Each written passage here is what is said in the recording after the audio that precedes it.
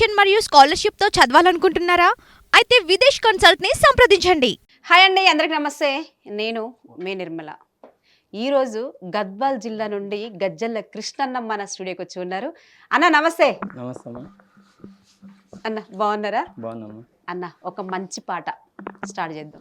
నిన్ను విడిసి నేను పోయి శాన ఏండ్లు దాటుతున్నదమ్మా, నిన్ను విడిసి నేను పోయి శాన ఏండ్లు దాటుతున్నదమ్మా, ఎట్లున్నవే నా పల్లె నువ్వు ఎట్లున్నవే నా తల్లి, ఎట్లున్నవే నా పల్లె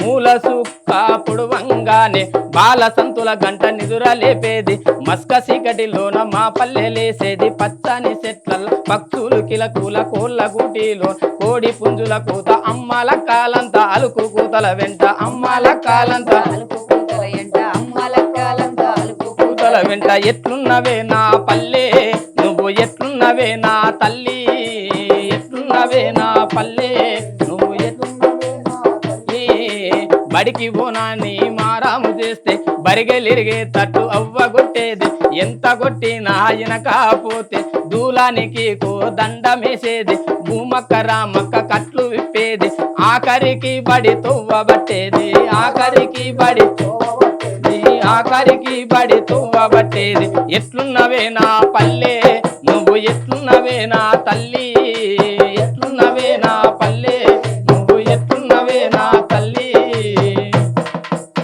మంచి పల్లె పాటతో స్టార్ట్ చేసినావన్న. ఓకే అన్న, బాగుంది. మీ ఊరు మీది ఎక్కడ? మా ఊరు గద్వాల్ జిల్లా దరూర్ మండల్ ఉప్పేరు విలేజ్ అమ్మ మాది. మాది జూరాల డ్యామ్ పక్క కానుకొని ఉంటది. సగం మొత్తం మునిగింది, కొత్త ఊరికి షిఫ్ట్ అయినాం ప్రాజెక్టులో, బ్యాక్ వాటర్ లో ఉంటది.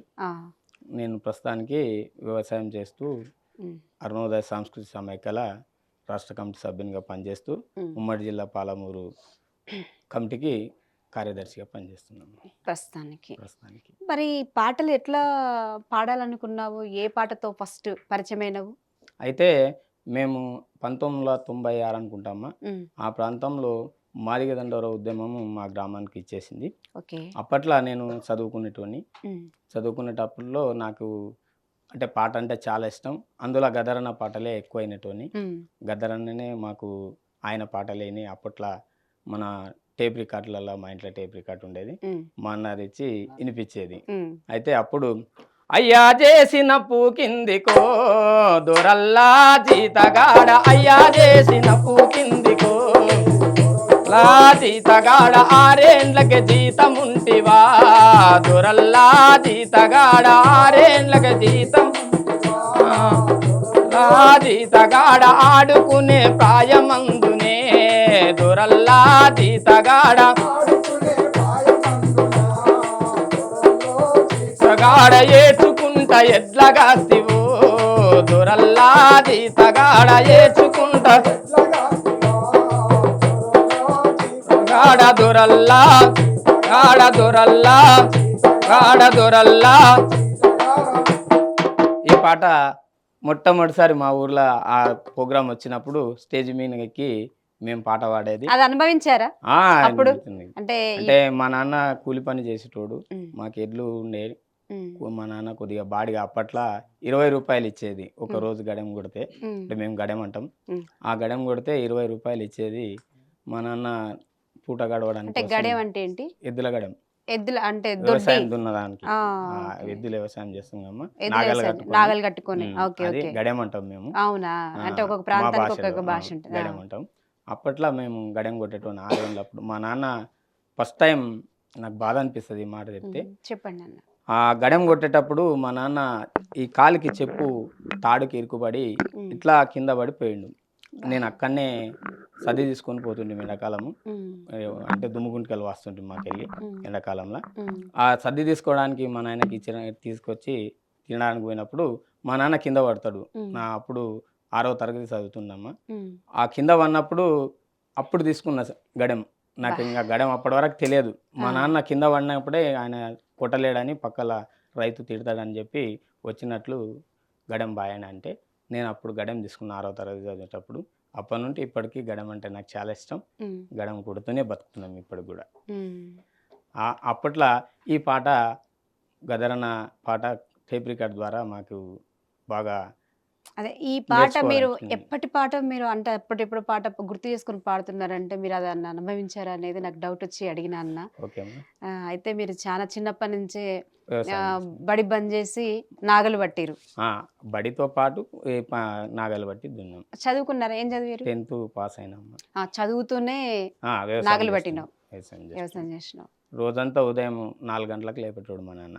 ఆ, లేపి బర్ల కాడికి పోయి, మావే సొంతం బర్రెలు ఉన్నాయి, ఆ, ఆ బర్ల కాడికి పోయి పసల కొట్టని సాఫ్ చేసి ఉమ్, ఆ బడి ఆడపొద్దుకి మళ్ళీ తిరిగి బడికి పోయే పరిస్థితి మాది. అట్లా చేయకపోతే రోజు గడవదు. మా నాన్న మా ముగ్గురం అన్నదమ్ములం. ఉమ్, మా అన్న హైదరాబాద్లో ఉండే అప్పట్లో. ఉమ్, మా నాన్న దగ్గర నేను, నాకంటే చిన్నోడు తమ్ముడు, ఉమ్, 2 అక్కోళ్ళు ఉన్నారమ్మ. ఉమ్, 2 అక్కోళ్ళు కూడా కూలి పని చేసేటోళ్ళే. ఉమ్. మా తమ్ముడు నేను మా ఇంట్లో చదువుకున్నాం. మొదటిసారి నన్ను చదివించినాడు. మీ ఇంట్లో ఫస్ట్ నువ్వే చదువుకున్నది. చదువుకున్న దాంట్లో అయినా నేనే first. చదువుకుంటూ కూడా నీకు ఇక ఆట ఆడుకునే వయసు లేదు అప్పుడు. ఇక లేదమ్మా. ఇటు చదువుకోవడం, వచ్చి నాగలి దున్నడం, నాన్నకు సాయంగా సాయం చేయాలి. వ్యవసాయం పని వ్యవసాయం చేసేవాడు. చేయాలి. అయితే అందుక చిన్నప్పటి నుంచి ఆ కష్టాల నుంచి బయటకు వచ్చినావు కాబట్టి. దాంతో పాటు క్యాస్ట్ ఫీలింగ్ ఎక్కువ ఉండేదమ్మా మా దగ్గర. ఎట్లా మీ ఊర్లోనా? మా ఊర్లో ఉమ్, దోసిట్ల నీళ్ళు నేను గడెం పోతుంటే ఒకరోజు ఒక ఆయన దగ్గరికి గడెం పోయినా. ఉమ్, మేము మాదిగ జాతి మాది. ఉమ్. అయితే గడెం పోయినప్పుడు దూపక అవుతుంది కదమ్మా, నీళ్లు తాగాలన్నప్పుడు. దూపు అవుతుంది. దూప అయినప్పుడు నేను నీళ్ళు అడిగిన. ఆయన దోసిట్లు ఇట్లా పట్టమన్నాడు. దోసిట్లా తాగాలన్నప్పుడు నాకు చాలా బాధ అనిపించింది. అసలు రక్తం మరిగింది, ఇది ఏం బతుకు అని నేను తాగలేదమ్మా. పోయి ఏరు ఉంటుంది మాకు, ఇప్పుడు బ్యాక్ వాటర్ అయింది, అప్పుడు ఏరు లేదు. ఏట్లో పోయి తాగొచ్చిన. అరే నీళ్ళు తెచ్చినా కదా నాయన, ఎందుకంటే ఆ కుండ ముట్టుకున్నందుకే అది చల్లి ఏట్లో పోయి నించుకొచ్చి వాళ్ళు సర్ది తినే పరిస్థితి. అంత ఘోరమైన క్యాస్ట్ ఫీలింగ్. అంటరాని తనమన్నదే పాపము ఎంతటి ఘోరమురా, అది ఎవ్వడి నేరమురా, మానవ జాతికి మాయని మచ్చై మంటలు రేపింది, దాని గుట్టు యాడుంది. అంటరాని తనమన్నదే పాపము ఎంతటి ఘోరమురా, అది ఎవ్వడి నేరమురా, మానవ జాతికి మాయని మచ్చై మంటలు రేపింది, దాని గుట్టు యాడుంది.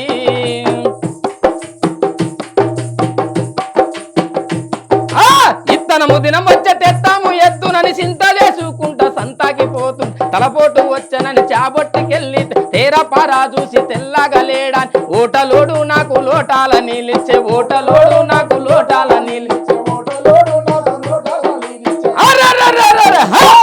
తెల్లోని నల్లోని తెగ్గోసి చూడరా తేడా ఏముంది, ఎర్రని రక్తము సర్రున గారుతూ బయటికి వస్తుంది.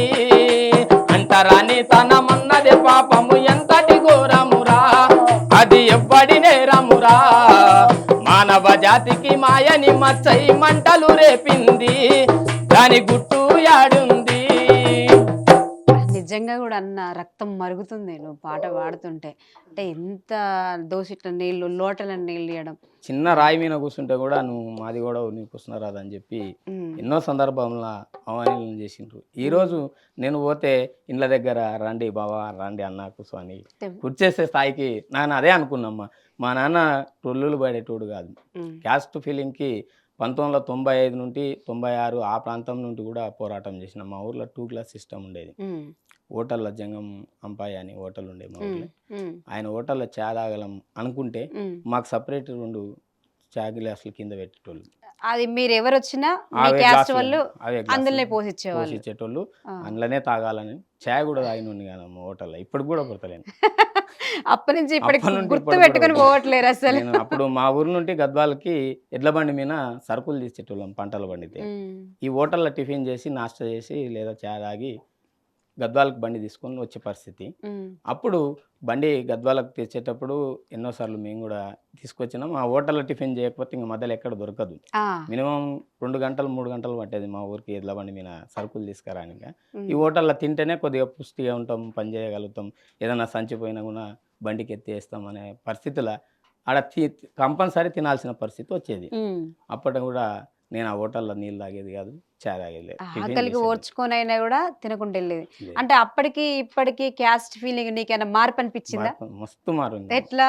ఇప్పుడు ఎవరింటికి పోయినా దా బావ కూర్చో అంటారు. అప్పట్లో అయ్యే నువ్వు మాది కూడా ఇంట్లోకి రావద్దు అనేటోళ్ళు. ఉమ్, నేను తాపి పని చేసేటప్పుడు ఉమ్, నేను చాలా ఇండ్లల్లో తాపి మేస్త్రిని కూడా అమ్మ ఉమ్, ఇండ్లు కట్టగలుగుతాం. ఇంకా అయితే ఆ ఇంట్లోకి రావద్దు అన్నప్పుడు నాకు అనిపించేది, అరే ఉమ్, ఓనాడు మమ్మల్ని ఇంట్లోకి రానియలేదు కదా, ఉమ్, ఈరోజు మమ్మల్ని గోడ కట్టమంటుంటారు, వాకిలు పెట్టమంటుంటారు, మేము పెట్టిన గోడకి పూజలు చేస్తున్నారు, ఉమ్. వెల్కమ్ చెప్తున్నాం కదా, ఎంత సంతోషం అనిపించిందమ్మా. చాలా ఆ పనిలో పిలిచి సంతోషం. అన్నం పెట్టడం గానీ పిలిచి అన్నం పెట్టడం కానీ ప్రోగ్రాంలలో పిలవడం నేను దోసిట్లో నీళ్ళు పోసేటోని ఈరోజు నేను మా ఫ్రెండ్స్ పిలిస్తే వాళ్ళ పక్కల కూర్చున్నబెట్టుకొని నేను తిన్న ప్లేట్ కూడా ఉమ్. వాళ్ళే తీసి బాగా బాగా మంచిది బాగా తిందరా అని పిలిచి గౌరవిస్తున్నాను. అంటే చాలా మారింది సమాజం మారింది. అప్పటికిప్పటికి మారింది. చాలా క్యాస్ట్ ఫీలింగ్ నుంచి బయటపడి మార్పు చెందిందని చెప్పుకోవచ్చు. మీ అప్పట్లో మాతోన మాల మాదిగా రెండు ఉంటాయి. ఉమ్, అప్పుడు నేను ఒక పాట పరిచయం నాకు. ఉమ్, మాదిగవో మాలనయి గోరామేందిరో ఈ దూరామేందిరో పొగరు బాతు మనువాదులా పోతం బట్టరో ఓరు దారి నడవరా అంటూ ఎన్నో సభలులా నేను మైక్ అందుకుంటే ఈ పాట పాడమని కింద నుండి చిట్టీలు రాసిచ్చి పంపించిన పరిస్థితి. అట్లా కూడా చైతన్యం చేసిన. ఇల్లు గట్టి రంగులద్ది గుల్లో దేవుణ్ణి పెట్టి, గుళ్ళు గట్టి రంగులద్ది గుల్లో దేవుణ్ణి పెట్టి, పండగ నాడు పబ్బం నాడు పచ్చ పచ్చని పందిర్లేసి, పండగ నాడు పబ్బం నాడు పందిర్లేసి, కట్టుకున్న మొడుపులిడిసి ముక్కబోతెరో ముట్టారాని కులము నీది ముక్కొద్దన్నరా మాదిగవో మాలన్న ఈ గోరామేందిరో ఈ దూరామేందిరో పొగరు పోతు మనువాదుల పోతం బట్టరు పోరు దారి నడవరా. అప్పుడు ఇది ఉండేదమ్మా. ఇప్పుడేమో రా బావా పాట పాడదు గుళ్ళకి రా అంటున్నారు. అంటే అంత గుళ్ళలో కూడా రానిలేదు కదా అప్పుడు. ఒకప్పుడు రానియలేదు. ఇప్పుడు ఒక సందర్భం వచ్చినప్పుడు మావోడు మాల వేస్తాడు, శివమాల. ఉమ్, అయితే ఆయన నన్ను పిలిచిండు, ఉమ్, గుడికి అడిగి పోతాడు. ఉమ్, పోయినప్పుడు ఆయన్ని రాణిస్తలేదు. ఉమ్, మొన్న ఇది ఎప్పుడంటే 2018లో 17లో అనుకుంటామ్మా. గుళ్ళేనికి రానియకపోయినప్పుడు ఆడు చక్కగా ఎవరికి చెప్పకుండా డైరెక్ట్ నాకే చెప్తాడు, ఉమ్, స్వామి నన్ను గుళ్ళేకి రాణిస్తలేరు, మన ఊరు కాడ రా అని. పోయినా నేను అక్కడికి, ఉమ్, ఎవరు రానిచ్చలేరు స్వామి అని చెప్పిన. ఉమ్, అంటే పలానా స్వామి అన్నారు. ఆ స్వామిని పిలిచిన. ఉమ్, పిలిచి ఏం స్వామి మా వాడిని గుళ్ళేకి రానిచ్చలేరంట, ఎందుకు అన్న. మీరు మాదిగలు కదా ఈ గుళ్ళేకి రారాదా అని. ఉమ్. నాకు బాధ అనిపించింది. సరే స్వామి, ఇప్పుడు కూడా ఇప్పుడు కాదు 2017లో. ఓకే. అయితే ఆ స్వామిని ఒక ప్రశ్న అడిగిన, ఉమ్, స్వామి నీకు శివమాల ఎవరేసిండ్రు అని. ఉమ్, మా దగ్గర దత్తాత్రేయ గుడి అని ఓ టెంపుల్ ఉంటుంది ఓకే. కర్ణాటక బార్డర్లో. ఆ, ఆ టెంపుల్ కాడ వేస్తారు శివమాల వేసుకుంటే. ఓకే. అయితే మా వాడు ఆయన వేసుకొని వచ్చింది. నీకెవరు వేసినారు స్వామి అన్న. ఉమ్, నాకు కూడా ఆయన వేసిన. ఆయనకు లేని కులం నీకెందుకు వచ్చింది అన్నాడు.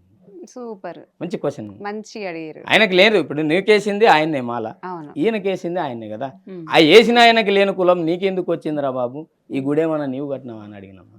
మస్తు అడిగినావు. అంటే లేదు అని, ఈ గుడి నేను కట్టినాగా, పలానా గోడ ఈ నుండి ఇంతవరకు నేను కట్టినా, ఉమ్, నాతో పాటు పనిచేసిన వాళ్ళని పిలిపిస్తా, నేను కట్టలేదని చెప్పమను, ఉమ్, నేను దానికి మీరు ఏమంటే అది అర్జీ అవుతా అని చెప్పి అన్న. ఉమ్, అన్నప్పుడు అరే గుడి కట్టింది వాడేరా, అట్లా కాదు, అది పద్ధతి కాదు అన్నప్పుడు వాళ్ళు వినలేదు. వినకపోతే పోలీస్ స్టేషన్ వాళ్ళే ఫోన్ చేసి గుడి తాళం వేయాల్సి వచ్చింది. ఉమ్, మేము రాని గుళ్ళకి మీదేం పని ఉంది, మేము కట్టిన గుడి కదా, ఉమ్. మీకు అవసరం లేదని తాళం వేసిన. నేనే వేసిన. వేసినవా?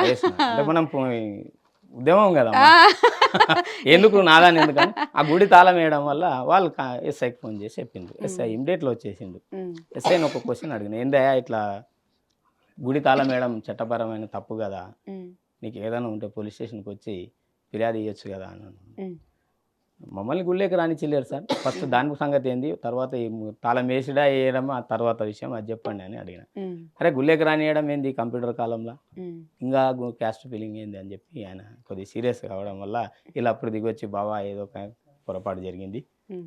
ఇప్పటి వరకు ఇంకా అటువంటిది జరగదు ఎప్పుడు తప్పు అని చెప్పి ఒప్పుకున్నాడు. ఒప్పుకుంది. ఇప్పుడు మమ్మల్ని గుళ్ళేకి పిలిచి భజన దగ్గర రండి పాటలు పాడండి అని చెప్పి ఆ స్థాయికి అది కూడా రాకుండే సౌరమ్మ ఊర దేవర్లో అయితే అమ్మ మా దగ్గర ఉమ్, దున్నపోతుంది నరికేది. వీళ్ళు చట్టాన్ని వాడుకున్నారు కదమ్మా, నేను కూడా చట్టాన్ని వాడుకున్నా. ఏమనన్నా మేము వాళ్ళంతా మా గేట్లకు వచ్చి ఇట్లా అంటే తలకాయ మోయాలా మీరు రాండి మాట్లాడదామని చెప్పి ఊరి నడిగొడ్డుకి పిలిచి మాట్లాడతారు మా దగ్గర. అయితే మా వాళ్ళందరూ నన్ను పిలిచిండ్రు అప్పుడు.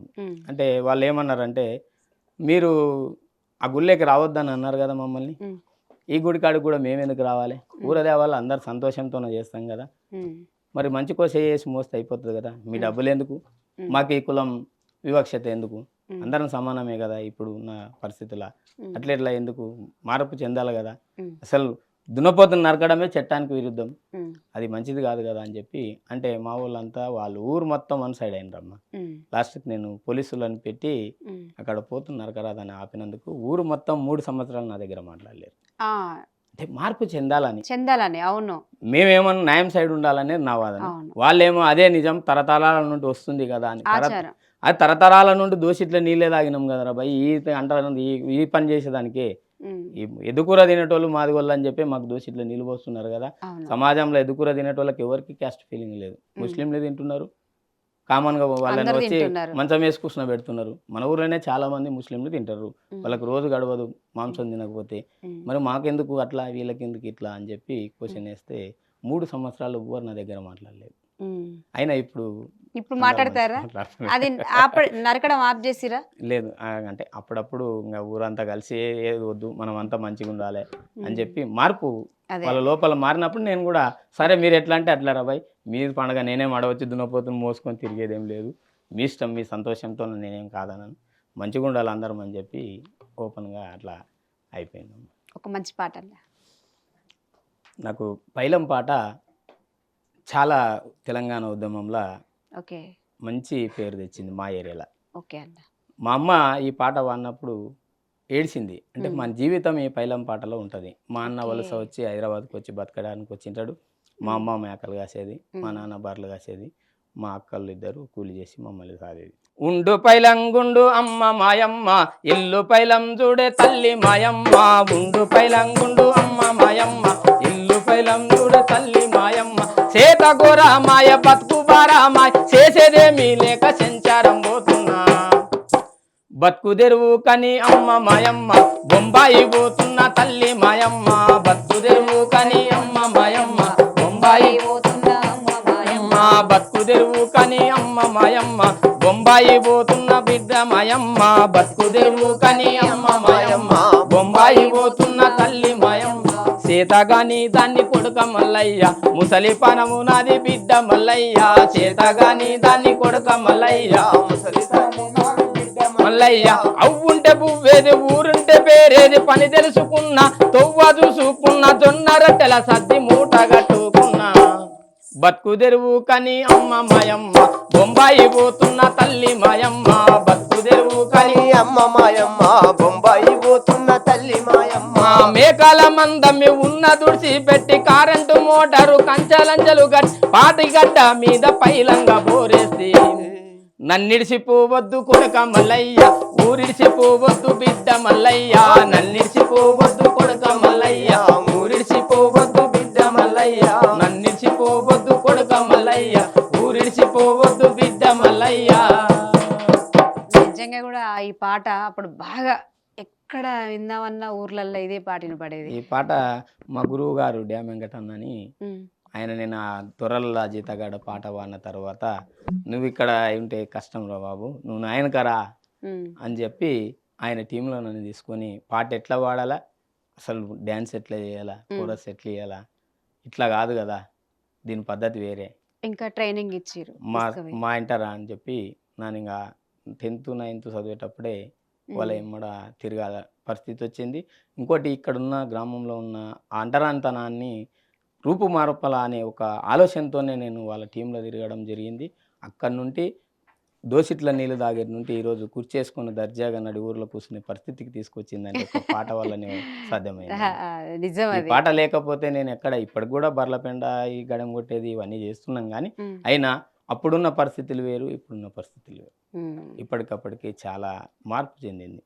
మాట కంటే పాటకి ఎక్కువ గౌరవం ఉంది, మర్యాద పవర్ కూడా ఉంటుంది. ఎవరైనా ఎంత ప్రస్తుతం జోగులాంబ గద్వాల జిల్లా పోలీస్ కళా బృందంలో కూడా పోలీసు కళా బృందాలు కూడా పోతారా మీరు పాడడానికి? నన్ను ఏం తీసుకోవడం పాడతారు జరిగింది. అక్కడ ఎక్కువ? అప్పుడు అక్కడ మా ఒక కానిస్టేబుల్ చిన్న స్లిప్ మీద ఒక పాట రాసి ఇచ్చింది ఆమె. అయితే ఇది ఇట్లా ఉంటుందన్న, దీని ఏదైనా తప్పులు ఉంటే సరిచేసి మంచిగా పాడి నాకు ఒక పల్లవి వినిపియండి అని రజిత మేడం అని ఎస్ఐ గారు ఆమె రాసి, ఎవరో కానిస్టేబుల్ రాసిస్తే ఆమె తెచ్చి నా చేతికి ఇచ్చింది. పాడండి. ఒక్క చరణం నా కోసం పాడమని అంటే ఉమ్. అది దాదాపు ఒక వారం దాకా ఆపేసిన. ఎందుకంటే అది ఎట్లా వాడాలా, ఏం చేయాలా, దాన్ని మార్పులు చేర్పులు చేయాలని. మేడం ఏమనుకున్నొద్దండి, నేను అది ఇంకా ప్రిపేర్ కాలేదని చెప్పి అయిన తర్వాత ఆమె చాలా సంతోషపడింది ఆ పాట పాడిన తర్వాత. పాడండి ఒకసారి. మహిళల భద్రత కోసం గద్వాల సీటిం కదిలింది, మగువల బాధలు తీర్చా ఆ భరోసా కేంద్రం వచ్చింది. మహిళల రక్షణ కోసం గద్వాల సీటిం కదిలింది, మగువల బాధలు తీర్చా ఆ భరోసా కేంద్రం వచ్చింది.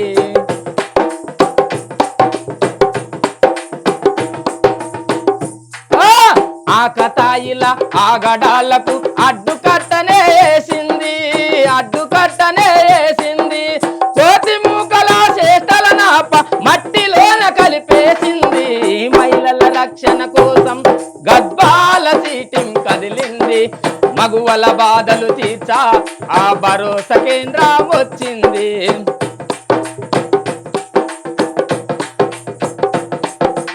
తరాల నుండి యుగాల నుండి మృగాల మాదిరి మొగాల తీరు, మృగాల మాదిరి మొగాల తీరు.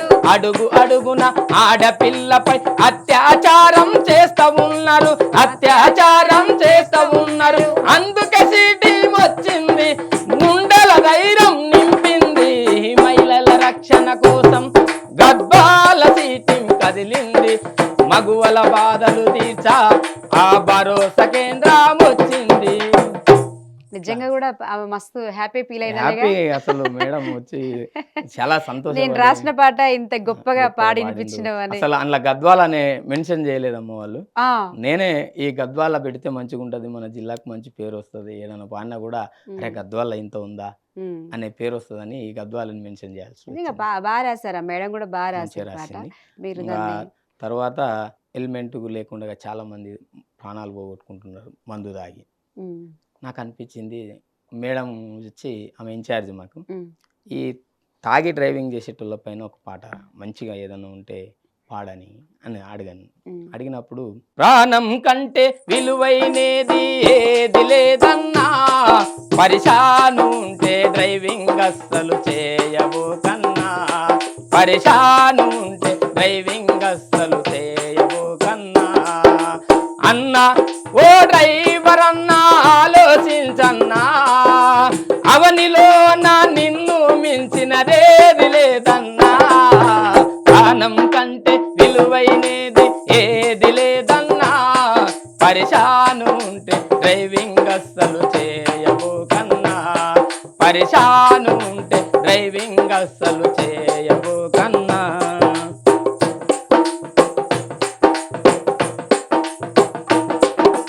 గల్లీ నుండి బండిని తీసి ఢిల్లీ దాకా పరుగులు పెడతాం, దారిల బారు షాపు కనపడితే బండి నాపి మందు దాగుతావు, బండి నాపి మందు దాగుతావు, బండి నాపి మందు దాగుతావు. తాగిన మత్తులో ఎదురుగా వచ్చే లారీని గుద్దేవో, నీ విలువైన నీ ప్రాణాన్నంతా మట్టిలా కలిపేవో.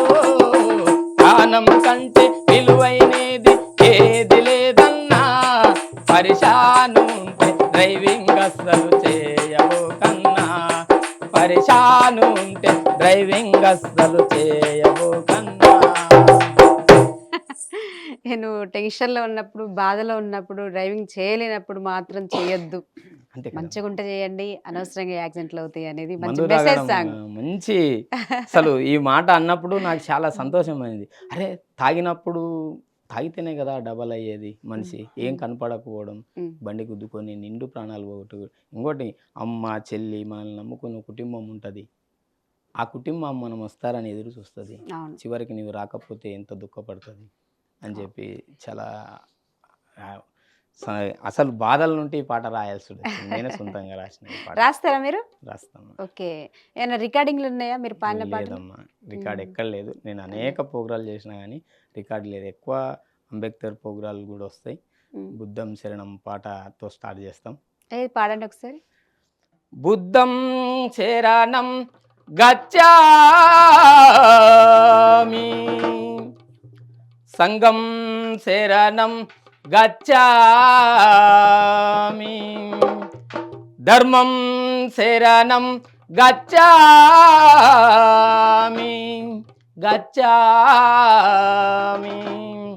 దండము మాదినా బంధులకు మహనీయుల్లారా దండము మాదినా మహనీయుల్లారా అందుకోండి పేదొల్లా దండాలు మహనీయుల్లారా అందుకోండి పేదొల్లా మహనీయుల్లారా ఉద్యమాలకు బాటలేసి పోరుబాటను ఉద్యమాలకు బాటలేసి పోరుబాటకు రాగమైన పోరుబాటకు పోరుబాటకు రాగమైన గుండెలల్లో గుండెలల్లో మా గుండెలల్లో నిలిసిపోయినరా మహనీయుల్లారా గుండెలల్లో నిలిసిపోయినరా మహనీయుల్లారా సుక్కలల్లో కలిసిపోయినరా మహనీయుల్లారా సుక్కలల్లో కలిసిపోయినరా మహనీయుల్లారా దండము మాదినా బంధులకు మహనీయుల్లారా దండము మాదినా బంధులకు మహనీయుల్లారా అందుకోండి పేదొల్లా దండాలు మహనీయుల్లారా అందుకోండి పేదొల్లా దండాలు మహనీయుల్లారా పువ్వులల్లా పువ్వయ్యి మంచి మల్లె పువ్వయ్యి మంచి మల్లె మంచి మల్లె పువ్వయ్యి సక్కనైనా తెలివితోనే అక్కులన్నీ వెలికి తీసి అక్కులన్నీ తీసి బహుజనులాయి పోరాటానికి పునాదులే వేసినట్టి పునాదులే వేసినట్టి జ్యోతిరావు జ్యోతిరావు జ్యోతిరావు పూలేనివయ్యో మహనీయుల్లారా జ్యోతిరావు పూలేనివయ్యో ఇల్లారా జగతికే గొప్ప వెలుగైనవయ్యో మహనీయుల్లారా జగతికే గొప్ప వెలుగైనవయ్యో మహనీయుల్లారా దండము మాదినా బంధులకు మహనీయుల్లారా దండము మీరు నడిసిన త్రోవల నడిసి ఎవరినైనా ఎదిరిస్తాము ఎవరినైనా ఎదిరిస్తాము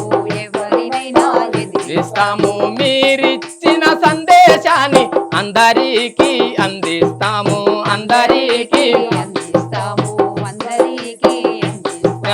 మా నెత్తురు సత్తి కూలిన ఎత్తిన పోరు జెండను దించం ఎత్తిన పోరు జెండను దించం కలలు గన్నా కలలు గన్నా కలలు గన్నా రోజు కోసమే మహనీయుల్లారా కలలు గన్నా రోజు కోసమే మహనీయుల్లారా కలిసి కట్టుగా పోరు చేస్తమే మహనీయుల్లారా కలిసి కట్టుగా పోరు చేస్తమే మహనీయుల్లారా కలిసి కట్టుగా పోరు చేస్తమే మహనీయుల్లారా. ఎంత మంచి పాట వినిపించినవన్న మహనీయుల గురించి త్యాగమూర్తుల గురించి. ఈ పాట ఎవరు రాశారు? పేరు తెలియదమ్మా తెలియదా? గంగ పాడినట్టుంది కదా, రేల రేల గంగ ఆ మధ్యలో ఆమె పాడింది కానీ రాసింది అయితే రాసింది తెలియదమ్మా. చాలా బాగుంది. ఆమె కూడా రాయలేదు అవును. అయితే అప్పట్లో మా దండోరా పాత సాంగ్ అనుకుంటా కదా ఇది, పాత బాణి పాత పాట. పాత పాట కూడా దాదాపు 2000 సంవత్సరం కంటే ముందుల అప్పటి పాట ఇది అప్పటిదే. ఓకే. అప్పటి నుండి కంటిన్యూగా ఏ ప్రోగ్రామ్ అయినా ఫస్ట్ స్టేజ్ మీదకి ఎక్కడమే బుద్ధం శరణం అంటూ దాని తర్వాతనే మిగతా పాటలు పాడేది అట్లా. ఇంకా చివరిగా ఒక పాట, మంచి పాట మీకు నచ్చిన పాట పాడండి. తల్లి నా పల్లె నేల నీకున్నది చరిత్ర చాలా, తల్లి నా పల్లె నేల నల్లని రేగల్ల ఎర్రని మల్లెలు నెత్తు రాసుకున్న నేల, తల్లి నా పల్లె నేల నీకున్నది చరిత్ర చాలా, తల్లి నా పల్లె నేల తూర్పు దిక్కున మోదుగు మొక్కల్లో దిక్కుల్ని సాధించే శక్తుల్ని గన్నావు, దిక్కుల్ని సాధించే శక్తుల్ని గన్నావు, దిక్కుల్ని సాధించే శక్తుల్ని నావు ఉయ్యాలలు పేవు జంపాలలు పేవు ఉద్యమాల బుక్కు పువ్వను పెట్టావు, ఉద్యమాల పువ్వను పెట్టావు, పెట్టావు ఎండిన ఆకుల ఎన్ను పూసల నుండి ఆయుధాలు తీసి పోరాడమన్నావు, తల్లి నా పల్లె నేల నీకున్నది చరిత్ర చాలా, తల్లి నా పల్లె నేల పడమాటి కొండల్లో వాలేటి పొద్దును ఏలెత్తి చూపావు, ఉదయించమన్నావు ఏలెత్తి చూపావు, అన్యాయమన్నది ఎదిరించమన్నావు, న్యాయాన్ని నీ చేత రక్షించమన్నావు, న్యాయాన్ని నీ చేత వీరుడ కళ్ళల్లో పేదల ఇళ్ళల్లో దీపాలు మీరైన సాలు బిడ్డన్నావు, తల్లి నా పల్లె నేల నీకున్నది చరిత్ర చాలా, తల్లి నా పల్లె నేల పచ్చని సేలల్ల వెచ్చని నెత్తూరు సల్లిన నీ కంట్ల కన్నీళ్లు రాల్చావు, కన్నీల నీ కంట్ల పచ్చని చేలల్ల వెచ్చని నెత్తూరు చల్లిన నీ కంట్ల కన్నీళ్లు దాచావు, కల్లిన నీ కంట్ల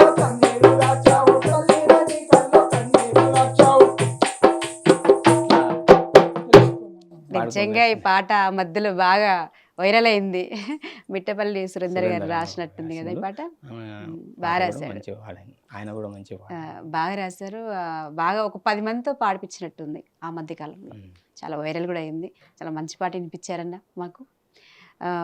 మేము పిలవగానే మా స్టూడియోకి వచ్చి మీ అమూల్యమైన టైంని కేటాయించి మీ పాట రూపంలో కానీ క్యాస్ట్ ఫీలింగ్, చిన్నప్పుడు ఎన్ని కష్టాలు పడ్డావు, క్యాస్ట్ ఫీలింగ్ వల్ల ఎంత బాధపడ్డారని మాకు నిజంగా కూడా చక్కగా వివరించారు.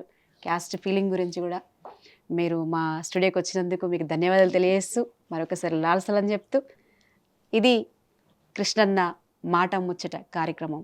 నెక్స్ట్ వారం నెక్స్ట్ గెస్ట్తో మీ ముందుకు వస్తా నిర్మల.